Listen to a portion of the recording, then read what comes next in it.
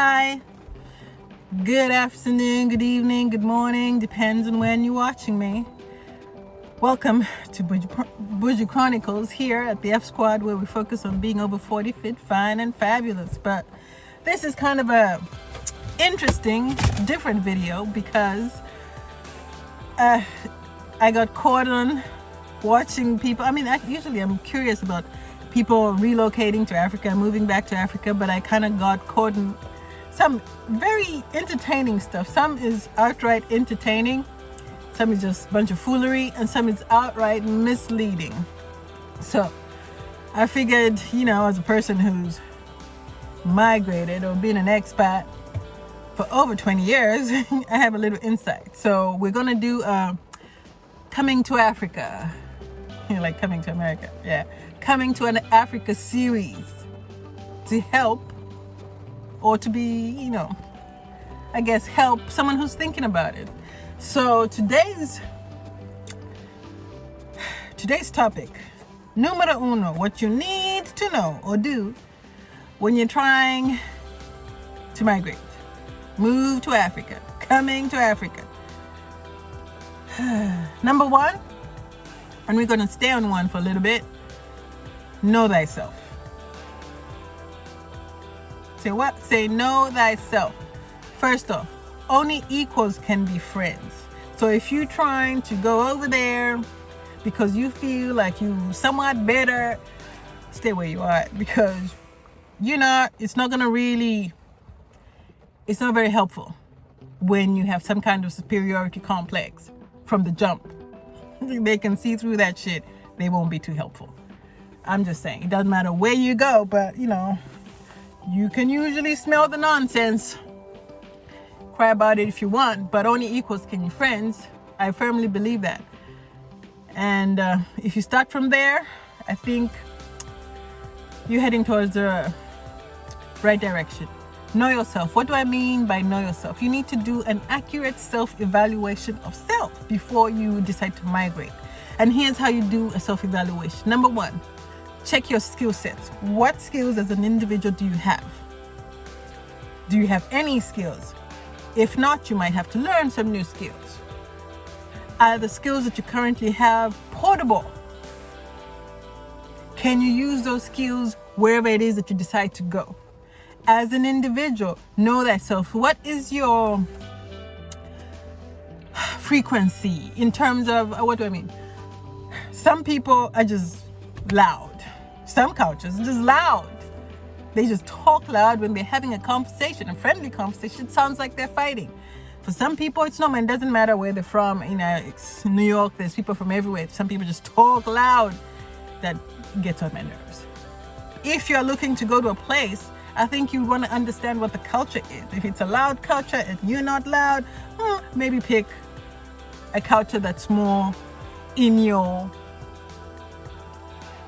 comfortable resonance or space. Very important, I think. If you're going to visit, doesn't matter. If you're going to live there, it might get a little irritating if everyone screams when they talk. So know thyself. If you're a screamer too, you mix right in with the screaming. If you're not a screamer, it's 54 countries. So there's a lot of places to go. You might figure out another place where maybe it's a little more, not turned down. Know yourself. Are you open to learning new skills? Are you a quick learner? Are you open to catching up with change? Because relocating, there's a lot to learn. If you're stuck in your ways, fine. You can still relocate, but then you'd have to include it in your budget calculations. Right? If you want things the way you've always had them, you're gonna have to raise the funds to allow you to live the way you've lived. You can always leverage the difference. Obviously, the currency difference gives you a lot of leverage, but because you're not willing to change and you're stuck in your own ways, you might need to raise X amount more so that, hey, you can afford to carry your own snacks and do a whole bunch of snacks. You can't try to live on a budget when you're stuck in your own ways without the ability to be agile. It's not going to work out. In terms of learning stuff, migrating, just by you're going to have to learn. the culture, the people? Are you trying to learn? Do you have the ability to learn a new language? If not, maybe you stick to English-speaking countries if you only speak English. If you already speak French, it opens up even more where you can go, because if you're not willing to learn, you have to be able to communicate with the people, the indigenous people of where you're trying to go. Now, if you are a person of color, here's one fun fact. When you go to the continent for the first time, you are going to be the majority. It's a different feeling, because the first time I moved to New York and it kind of hit me, I was a minority for the first time. It takes an adjustment. You're going to have to be agile. Okay, so you have to learn a few things. I've had to learn a lot of stuff. Change careers, do what, but you have to be flexible and agile. And know thyself. If you've lived in a concrete jungle, but I mean in an apartment, you can't even grow a cactus plant, is fine, and you're trying to go and live in Africa, live off the land, somewhere in the bush, player, please. Yeah, the spider and the gecko have you hyperventilating. Don't try and go live in the real African, real jungle. You can't handle a New York spider, player, please. It's not going to end well for you, because the wild out there is truly wild. So you can still move, but you might need to move into the city lifestyle. What does that mean? You're going to need more money. So player, readjust your plan, figure out how much you're going to need, and plan for it. You know, you can do a struggle move, but a struggle move requires more adjustment, more agility, and more a willingness to learn what you don't know so that you can cope and survive. If you ain't trying to learn stuff, then you need to have your money right so you can have it the way you want it. Budget travel. And it's different if you're moving from Africa, to the West, as opposed to the West to Africa. Most of the times when people are moving to the States, they don't, have the advantage of, some do, because there's a lot of people in Africa who have a lot of money. Some have the advantage of having all the resources prior to coming. Some don't, and they know they're going to have to learn. They're going to have to learn a whole bunch of stuff, do a whole bunch of jobs that they don't necessarily like or want, but they're going to need to adjust to figure out their way.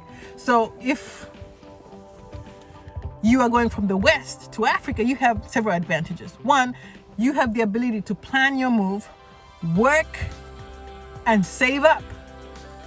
You're not just going to go. You can go with struggle money, but then you're trying to do struggle life. But if you're over here, there's opportunities. You can decide, okay, I need to go. Okay, it's going to take me X amounts to raise, I don't know, X dollars. So what can I do? Okay, I can take extra shifts, do an Uber. You can do so many things and stack up. Move back home, work like a beast, stack your dollars up. But in that stacking up, you should have a program and figure out, okay, year one, in the moving to Africa plan, you should have a visit budget. Visit for 3 months, trek, white people do it all the time, backpack somewhere, but they pay for the trip, backpack different places. They have exposure to a whole ton of places for like 3 months, 2 months, but you're seeing a lot more, you're experiencing a lot more, and you're not committing to anything. You're just kind of getting a fresh taste of it. And while you're there, or before you go, you can research people who are succeeding over there, or what courses you need, so that when you get to the place that you're thinking of going, you have people that you can reach out to, learn from, kind of gauge, because the situation on the ground is always different from what you thought it would be to what it actually is. What is that? What? Oh, okay, it's not dirt, it's just it's part of the car. So I think it's very important, because you have the ability, moving from the West to Africa, to save up and just make a trip, a visiting trip. If you're going to watch anyone or people that are relocating, moving to Africa, recommendation, watch people who are successful, who've done it for years. If I go into a class, I don't Give a rat's ass what Boo Boo the Fool is doing, because I don't want to be Boo Boo the Fool. I'm looking at the brightest person in class. Sometimes you don't know until the first exam who's the shit, right? After that first exam, if you're not the shit, someone got 100, you got 98. I want to know the person who got 100. That's all I care about. Anybody behind, I don't give a shit. That's all I care about. So if you're trying to be successful over there, figure out the most successful people that have been doing it for a year. When you go there, hang out with them. They're doing this whole struggle shit, unless you want to do the whole struggle shit, you follow the struggle. I mean, you can watch it for entertainment purposes, but I wouldn't really give it too much weight. If they're not successful at it, why the hell am I going to listen to your ass? Please, I don't want to be like you, so the migration is not successful. Don't listen to that nonsense. Find someone who's successful. Quick example. When I first moved to New York, hooked up with some, country folk. Just because they're country folk, they don't mean that they always have your interests at heart. Just keep that in mind. However, so I hooked up with some country folk. They're all doing their thing. I'm like, okay, so what's the deal? How does one hit this school thing? How do I go about this school thing? Because I want to go to school. 99 of the responses that I got, actually all the responses, like, why you want to go to school thing? This is too difficult. It's expensive. No, this school, just forget about this school. I wasn't going to listen to that bullshit. I already had my bachelor's when I got you, so I can't be scared of no doggone school. Don't care where. Nah, I got this from the University of Zambia player. You can't scare me with no school thing. So I was like, okay, But did I listen? I didn't want to end up like them, so there was no way I was going to listen to their bullshit. So what did I do? I lived in a place at the time where you needed to be efficient. You needed a car. In Westchester, you need a freaking car to go in. If you don't have a car, you'd have to take the buses. And if you've ever taken the buses there, it just takes forever. So I had to wake up at the crack of dawn to go catch a bus way up the hill. And if you miss the bus, you're in trouble. But I started my job at noon. So I had to wake up at the crack of dawn to do all my running around to all the different schools and universities that I could get to in the morning. So crack of dawn, do all my runs, get all the catalogs, and be back by at least 11:30 so I can be at my job by 12.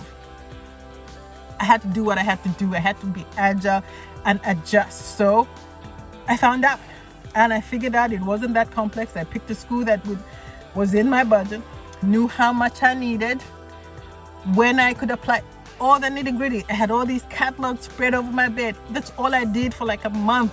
Just research the schools that I needed to go to. I wasn't going to listen to someone who wasn't in school, failed at school, tell me about school. Am I crazy? Hell no. So I figured out what I needed to do. Boom. I was in school on time with the money. I ain't playing with this thing. Come on now. Been doing this for 20 years, figuring out shit. So if you're really trying to go somewhere, you're going to need to know thyself. Know your skill sets, what skill sets you don't have. If whatever skill sets that you have, are they portable? Can you use them where you're trying to go, or do you need to learn new skill sets? If you're trying to live off the land, are you a farmer? If you're not a farmer, do you what do you need to learn? Don't just go there and think people there haven't been trying to get themselves out. No, you need to have some kind of leverage or advantage. And the advantage you have being of the West, when you identify the skill sets that you need to have, there's places where you can get the knowledge. It's not that complex. So, series lesson 1, know thyself. Do a self-analysis. Know what you need to know, what you don't know, you need to know thyself. Know self. And knowing self, if you really do a deep dive, you might figure out that actually you can make it out there. Maybe you need to stay home, but know thyself. Lesson 1. Boom.